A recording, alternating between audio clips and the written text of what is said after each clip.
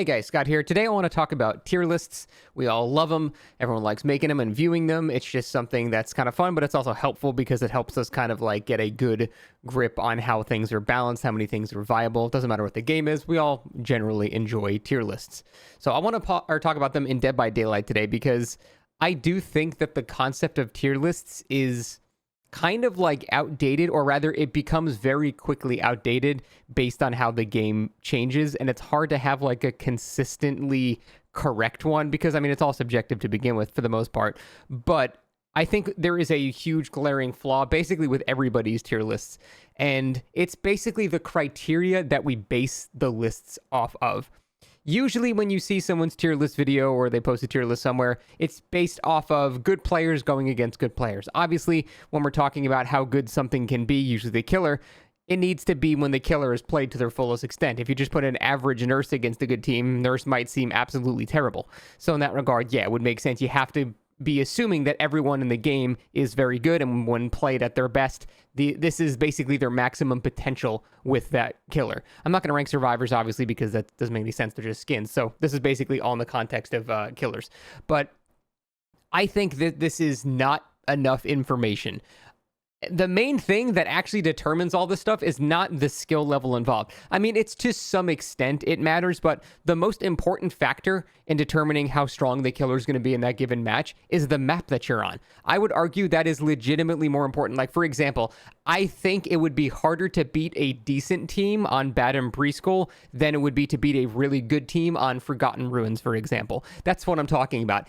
To a certain extent, the map is literally more important than the skill involved and the skill of the players that are actually playing these killers and playing against these killers. So that is something I think is not focused enough on when discussing tier lists. Let me go over a really good example to really like cement my whole point here.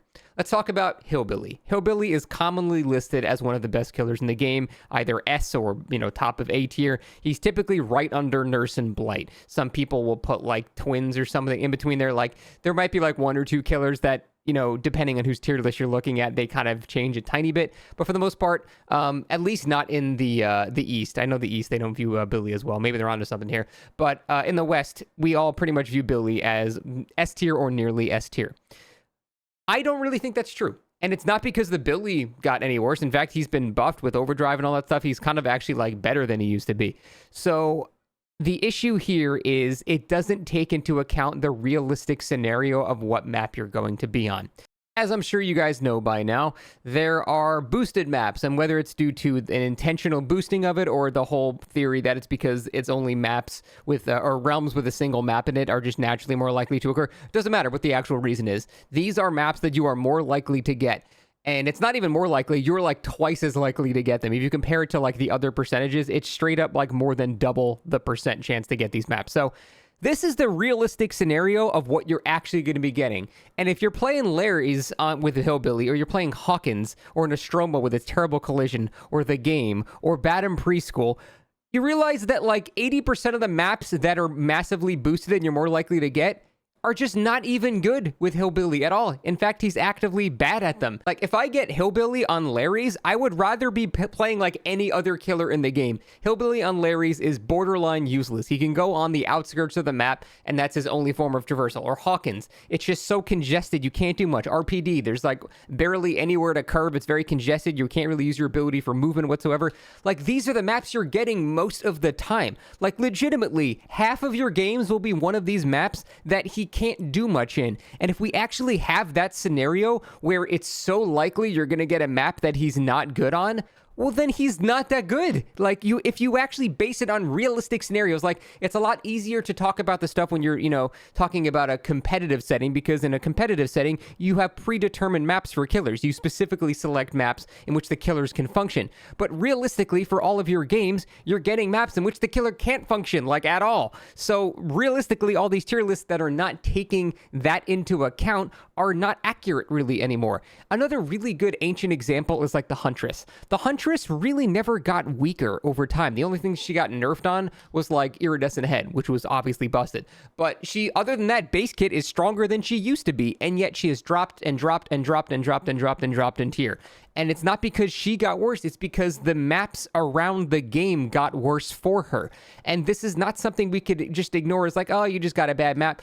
The truth is, most of them that you're getting nowadays are bad maps. And honestly, very soon we're going to be getting the Trickster's new map, which yet again is really bad for killers like that. So it's a lot of just indoor congested things. There's like at least an outdoor street, so Billy, for example, could do okay. But the whole point is the amount of clutter and congestion they have added over the years, and this is something they're proud of, by the way. They like adding that stuff, so that's an intentional design choice. But regardless, whether it's an indoor map or there's claustrophobic areas or there's just too much clutter or the collision's really bad like Toba and Nostromo, for example, which are also massively boosted.